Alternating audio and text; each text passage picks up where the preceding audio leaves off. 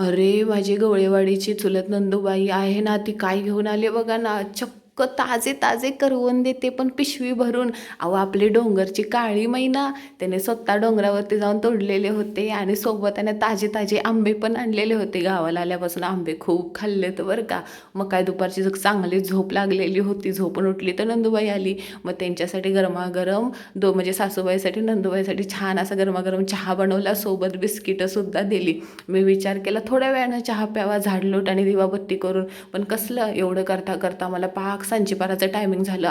आकाश बघा ना, 7 आणि 7:15च्या मध्ये ना निळं निळं आकाश होतं. चहा प्यायला आज कोण आले बघा, मुंगळे बुवा पण आलेले होते. तर हे माझं जाऊबाईचं बुंडुकलं काय बोललं, मी मला पण चहा पाहिजे. मग काय माझ्यातली अर्धी वाटणी त्याला दिलं.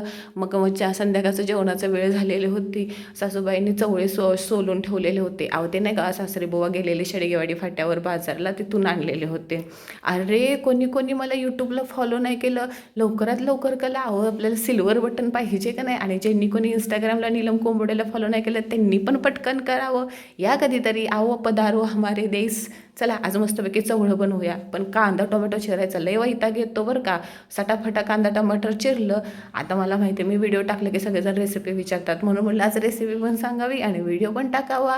काय ना हो, गावच्या पद्धतीनं साधं सिंपल करते. हे आमच्या गावचं तांदूळ खालच्या गॅसवर ठेवलेलं होतं, मस्तपैकी वास सुटलेला होता, वासाचं तांदूळ होतं. जिरं आणि हळदीची फोडणी माझी ठरलेली आहे. कोणती पण भाजी असू दे, जिरं आणि हळदीची फोडणी मी देतेच. आणि आपण कांदा आणि टोमॅटो वेगवेगळं नाही भाजत, सगळं एकत्र टाकायचं, थोडंसं चिमूटभर मीठ टाकायचं.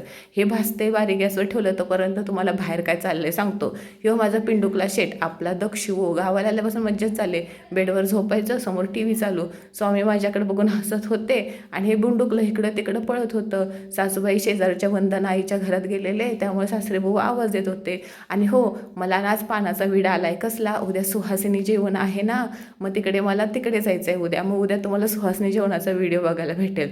मस्त कांदा टोमॅटो भाजलेलं होतं आणि ही आपली घाटी चटणी.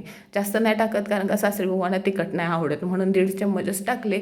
आणि तेलामध्ये ना चवळे भाजून घेतले. तिकडे ते पाणी कमी आणि चवळे अर्ध्या पातळ्याच्यावर चवळं होतं. असं घट मोटर कालवण आमच्यामध्ये लागतं बरं का. आणि सिक्रेट अजून एक सांगते, आमच्याकडे ना शेंगदाण्याचं कूट तर वापरताच, पण त्याच्याबरोबर सनफ्लावर सीड्स ना, हा म्हणजे आपलं कारळ्याचं बिया हो, त्याचं कूटसुद्धा वापरतात. म्हणजे बघा, म्हणजे माझ्या माहेरी नाही वापरत, पण सासरी नक्कीच वापरतात. त्याच्याबरोबर आज शिमला मिरची सुद्धा भाजी होती. आणि हे करवंद आणल्यापासून ह्याची दुसरी का तिसरी वाटी आहे बघा.